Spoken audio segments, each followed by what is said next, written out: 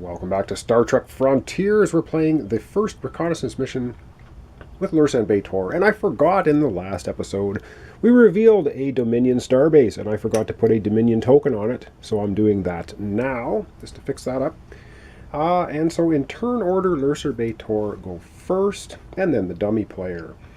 We are adjacent right now to this lovely little Borg sphere, and I think we are going to try and blow it out of the sky. It does have disruptor and biogenic weapons doing 5 damage, but I have a plan to negate that. We have to overcome 9 defense, though. It's going to give us 7 experience if we take it out. I think we can do it. The first thing I want to do is I want to play this token. On our turn, it means we can take a data color from the source and turn it into a crystal. So we're going to do that.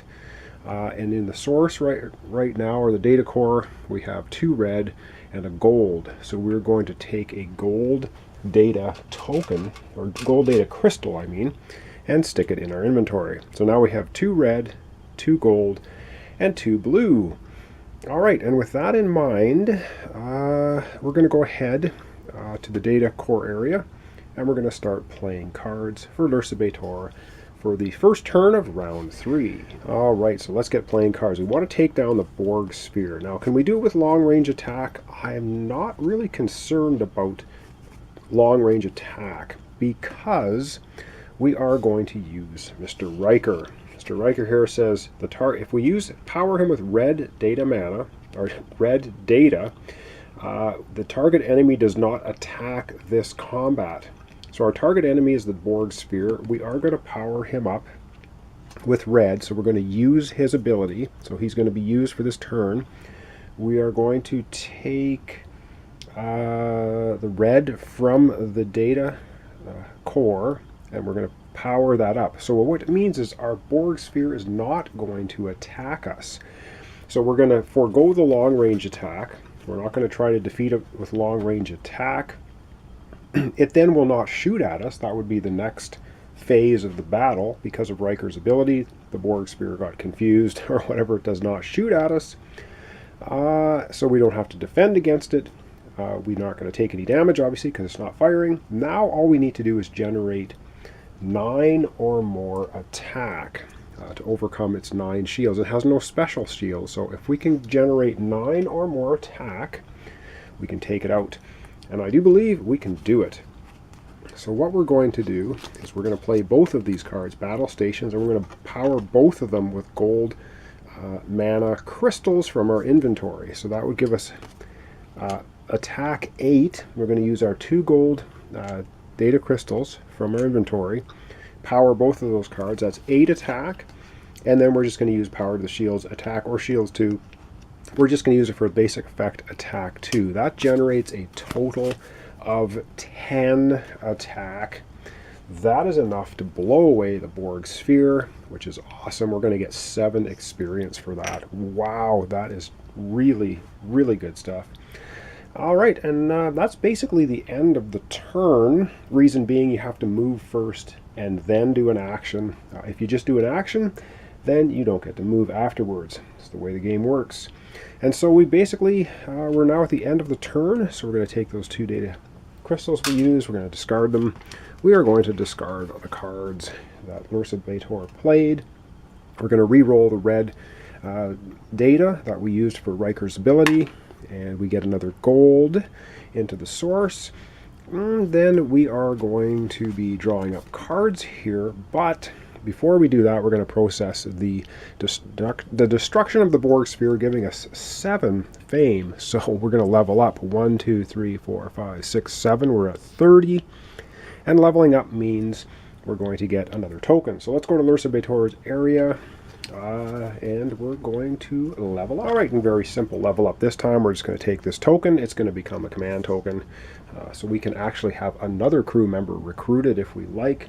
And now if you can see, our hand size now goes to 6 because we're level 5 or 6. Defense is 3, hand size 6, which brings us to drawing up cards for the end of our turn. We have 4 cards. We're going to be drawing 2 more. We get move 2, long range attack 3, or move 2. So we got some move cards, 6 cards in our hand. All right, dummy player's turn. So let's go and process that. Once again, dummy player, pretty simple. 3 cards off the top, 1, 2, 3. And first, second card, third card. Third card is a blue. We do have 1 blue data crystal, so we're going to draw 1 more card as a timer, and that's it. So that was a dummy player. So we are going to be going and doing 1 more turn for Lursa and B'etor, and I wonder if we can generate enough movement to explore and possibly uncover the mystery of this sector of space. So we're going to go back to Lursa and B'etor's area. We'll take a look at the map and see what it is we can do. All right, looking way up here at the map, this is basically now open space. We got rid of the Borg sphere. This is a research station which we can go on. So it's going to cost 2, 4. It's going to cost us a total of 6 movement. If we go this way to explore space, this is a planet here, so we don't want to have to cross that. And yeah, this is our shortest distance to explore a new sector of space. So if we can generate 2, 4, 6 movement, we should be able to explore another sector of space. So we will go to the data core area and see if we can pull that off. All right, data core area. We're going to be playing cards for Lursa and B'etor. They go first in the turn, then it'll be the dummy player. And we have this blue card. Move card. Now we have no blue data in the data core. We do have 2 blue data crystals in inventory. I'm going to use 1 of them right now. That's going to give us move 4, but that's still not enough to get into the next sector of space. So we'll use the Explorer without powering it up for move 2. That's going to give us move 4. Or sorry, move 6, which is what we need. Let's go back to the map and explore the new sector of space. Okay, so we've generated 6 movement for Lursa and B'etor. 1, 2, 3, 4, 5, 6. We're going to explore here. So we take the tile, and indeed, we find a Borg cube. So that's probably where that Borg sphere, and another Borg sphere. Well, I'm not going to bother placing too many things out on the board. We will look at the Borg cube, though, as it comes into space. And that basically ends the scenario, the first reconnaissance. Basically, Lursa and B'etor get to end their turn. Now, we don't have enough movement to get up to the Borg cube, nor do we probably have enough firepower to take it out, nor does the scenario even say anything about it. It just says once you discover the Borg cube, that's the end of first reconnaissance.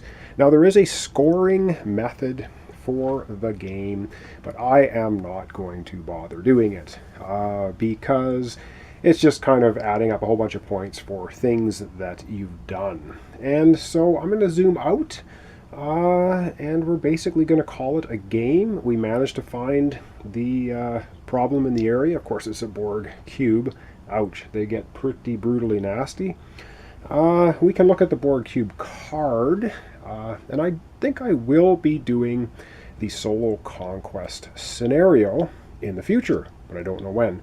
So let me zoom out, and we're going to wrap up our episode, which is going to wrap up the series, which was the introductory mission called First Reconnaissance, which basically introduced us to all of the sort of, well, not all of the, a lot of the elements of the game. So let me zoom out, and we'll wrap up. Alright, so like I said, I'm not going to tally up the final score.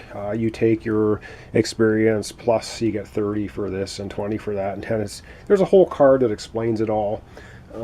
If you want, I'll flash this up for you. I'm not going to read through it all, but this is what happens when you reveal a Borg cube. Yeah, nasty, nasty business. And the Borg cubes, of course, all have extremely brutal ratings. There's a whole bunch of cards, of course. I'll just show you one of these. So Borg cube levels, it tells you kind of what happens there. But again, I'm not going to go through the details. And then there's achievement bonuses for scoring at the end of the game. And then there's co-op and solo scenarios that tells you that. But like I said, I'm not going to bother going through the scoring, but keep in mind there is scoring. So this was First Reconnaissance. I quite like it. I've played Mage Knight before, and so you probably tell because I'm getting terminology mixed up between this and Mage Knight. And yeah, I don't mind this one. It's a little bit less complicated than Mage Knight. There's a few things, like there's no day-night scenario, or there's no day-night board for different movement, different spaces. I kind of like this one where you're adjacent to planets. You don't have to actually go on them like Mage Knight. You have to, if you want to attack something, you have to actually land on top of it like a Mage Tower. And I forgot we didn't flip this over when we went adjacent to it, which we should have. And it would have been these lovely Dominion guys. Ooh, man, they look nasty. But anyway, that's a Dominion starbase. Like I said, this was just the introductory scenario. We found the Borg cube. So Lursa and B'etor drop Riker and the Federation officer off at the nearest Federation starbase and hightail it for Klingon space to report to the High Council. And so what I'm going to do for the solo conquest scenario is we're going to use the other Klingon captain that comes in the game, which his name escapes me at the moment. It's Martok, captain of the Nagvar, I guess we're going to call it. All right, and that's it. So thanks so much. I hope I didn't make too many errors in the playthrough, which I probably did. And now I just remember, because we took out a Borg sphere, we should have got +2 on our tracker over here. Yeah, so little things like that can slip your mind pretty easily in this game, because again, there's sort of lots of moving parts. And the farther you get along in the game, more and more moving parts seem to move together. So thanks so much once again. I don't know what I'll be doing next, but it will be coming up relatively shortly, so there will be that. There won't be a huge delay between playthroughs, maybe a day or 2 or maybe 3. So anyway, thanks again so much for watching. Thanks for your comments, your subscriptions and likes. Really appreciate it. Join me next time for another complete board, card, or dice game playthrough. Like I said, don't know what it'll be, but join me in a few days and you'll find out. So thanks once again so much, and we'll see you in the next playthrough series.